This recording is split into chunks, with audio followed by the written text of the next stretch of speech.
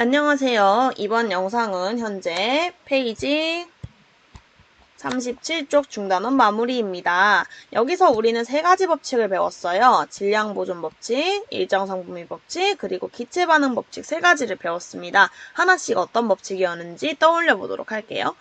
질량보존 법칙이란 화학 반응이 일어날 때 반응물의 총질량과 생성물의 총질량은 같다라는 내용이었습니다. 대표적으로 앙금 생성 반응을 할 때요. 앙금 생성은 뭐였습니까? 염화나트륨 수용액과 질산은 수용액이 만나게 되면요.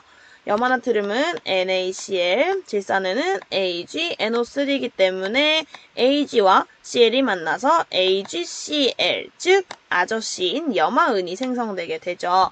이때 여러분들 AgCl이라든지 NaCl이라든지 AgNO3 읽는 법 기억나시나요? 이렇게 나와 있는 식을 보면 어떻게 읽으면 된다? 뒤에가 음이온, 앞에가 양이온이기 때문에 읽을 때는 음이온 먼저, 양이온은 뒤에 읽는다라고 이야기를 했습니다. 그래서 이걸 읽을 때는 염화, 나트륨, 한국말로 할 때는 기억나시죠? 그래서 이런 식으로 읽으면 되는 거고요. 여기서 우리한테 중요했던 것은 새로운 물질이 분명히 생성되었거든요. 염화은이라고 하는 물질이요. 그러나 물질의 총질량이 줄어들거나 감소하지 않았다라는 예시를 들었습니다.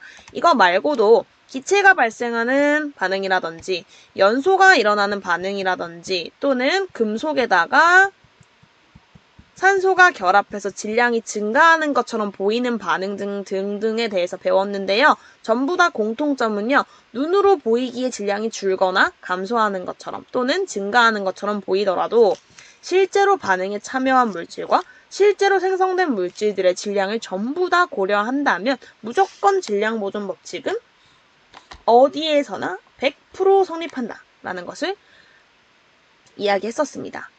자, 그런 이유가 바로 뭐였죠? 화학 반응이 일어날 때요. 물질을 구성하고 있는 원자의 종류와 개수가 변하지 않기 때문이죠. 이거는 언제 어디서나 성립하는 법칙입니다. 두 번째 법칙 볼게요. 두 번째 법칙은 일정 성분비 법칙이었는데요. 일정 성분비 법칙에는 중요한 조건이 하나 있어요. 바로 화합물을 만들 때 해당된다라고 하는 거였죠. 화합물의 대표적인 예시로는 H2O, CO2, NaCl, CuO, MgO 이런 애들이 대표적으로 있었어요. 전부 다 공통점이 뭔가요? 서로 다른 두 가지 이상의 원소가 물질에 포함되었다라고 하는 거죠. 이와 반대되는 개념은 순물질 중에서도 호돈소 물질이 있었는데요. 호돈소 물질은 한 가지 종류로만 이루어져 있기 때문에 서로 다른 원소들끼리 일정한 질량비를 고려할 필요가 없어요.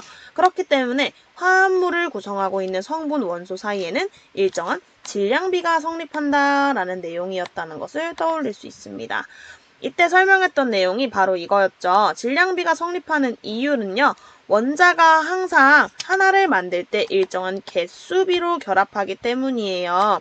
물이라고 하는 H2O를 만들기 위해서는요. H는 언제나 2개, O는 언제나 1개 결합해야만 물이 생성되게 됩니다. H가 2개라곤 하지만 사실 H의 상대적인 질량은 1이고 O의 상대적인 질량은 16이기 때문에 H보다 O가 16배나 무거워요. H는 조만할 때 O는 대빵 이만하게 그렸었죠. 그렇기 때문에 결국 H2O를 만들 때에는 H가 2g 있을 때 O는 16g 있어야 하고 결국 질량비가 1대 8의 질량비로 H2O를 만들게 된다라는 내용이 여러 번 나왔었습니다. 결국에는 그치만 뭐다? 개수가 정해져 있기 때문에 결국에는 각각이 가진 원자의 질량에 따라서 질량비가 정해진다는 거죠. 여기에 플러스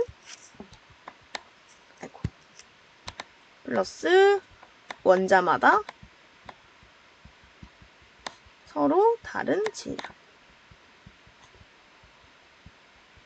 이라는 점을 기억하시면 되겠습니다.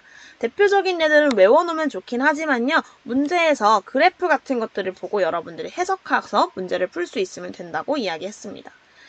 세 번째 기체반응 법칙 보겠습니다. 기체반응 법칙의 중요한 조건 중에 하나는요. 바로 기체라고 하는 것에만 해당된다는 거였어요. 기체는 왜냐하면 g이라고 하는 질량을 재기가 어렵기 때문에 대신 뭘 재고 싶다라고 얘기했었죠? 밀이라든지 리터라든지라고 하는 부피를 이용해서 반응의 비율을 구한다라고 했습니다. 단, 기체는 온도와 압력에 민감하기 때문에 새로운 기체를 만들 때 각 기체의 부피비를 따져보면 일정한 정수비가 성립한다라는 걸 알 수 있었죠. 부피비는 대표적으로 수소, 산소, 수증기에 대한 반응이고요. 이때 두 칸이니까 부피 2, 한 칸이니까 1, 수증기는 2. 그렇기 때문에 만약 여기가 20ml라고 했다면 한 칸에 10ml를 의미하는 것이기 때문에 산소 10ml, 수증기는 또 10 더해서 20ml 생성된다라는 걸 알 수 있고요. 여기서 우린 중요한 거, 부피는 보존되지 않습니다. 달라질 수 있다라는 거, 또한 중요한 거, 한 칸에는 분자 1개. 이건 아보가드로라고 하는 사람이 만든 법칙이었는데요. 결국에 확인해 봤을 때 이 식에 들어가는 애들은 수소가 한 칸에 들어갈 때 2개를 그려야 되니까요. 한 칸에 하나 그릴 수밖에 없고요.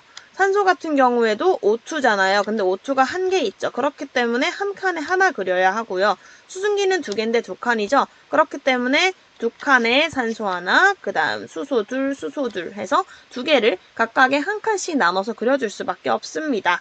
그렇기 때문에 결국 이 부피비는요, 화학 반응식에서의 앞에 나와 있는 숫자인 개수비와 같습니다. 2, 1, 2. 결국 얘는 개수에도 나와 있게 되고 부피에도 나와 있게 된다. 개수와 부피비 둘 중에 하나만 안다면 개수를 가지고 부피를 알아낼 수도 있는 것이고요. 만약에 부피비가 2대 1대 2라는 것을 알고 있다면 이것이 바로 개수비가 되기 때문에 개수비를 내가 따로 구하려고 하지 않아도 자동으로 EH2 더하기 O2는 EH2O라는 식을 쓸 수도 있는 것이죠. 왜냐? 결국에는 부피비와 개수비는 모두 같으니까요. 네, 오른쪽 문제 한번 풀어보겠습니다. 오른쪽 문제에서 1번 옳은 것은 O, 옳지 않은 것은 X. 자, 기체가 발생하는 반응에서 질량 보존 법칙 성립하죠. 이게 성립하지 않는 경우는 없습니다. 두 번째, 화합물이 생성될 때 결합하는 원자들의 개수비는 항상 일정하다. 맞습니다. 원자라는 것은 작은 알갱이 H 2개와 O 1개를 떠올리시면 됩니다. 3번, 기체의 반응에서 반응하는 기체의 부피를 합하면 항상 생성되는 기체의 부피와 같다? 아닙니다. 부피는요, 20ml와 10ml가 반응해서 20ml가 생성될 수 있어요. 그렇기 때문에 보존되지 않는다라고 이야기했습니다. 3번 헷갈리죠? 자, 밑에 거 보겠습니다. 질소기체 10L와 수소기체 30L가 반응하면 암모니아 기체 20L. 선생님이 문제 풀 때 뭐 보라고 했습니까? 리터 나오고요. 기체 나오면요, 보지도 않고 기체 반응 법칙 적용하시면 됩니다.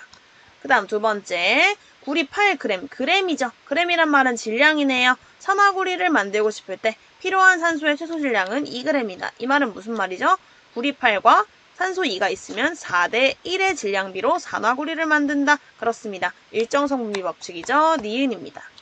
3번 볼게요. 탄산나트륨 수용액 5g과 염화칼슘 5g. 식으로 한번 써볼까요? 탄산나트륨 같은 경우에는 NaCO3라고 쓰고 바로 여기에 1을 붙여야겠죠. 그 이유는 뭐다? CO3는 마이너스 2, NA는 플러스 1이기 때문에 결국엔 합쳐서 0을 만들기 위해 NA가 2개 필요하다는 거죠.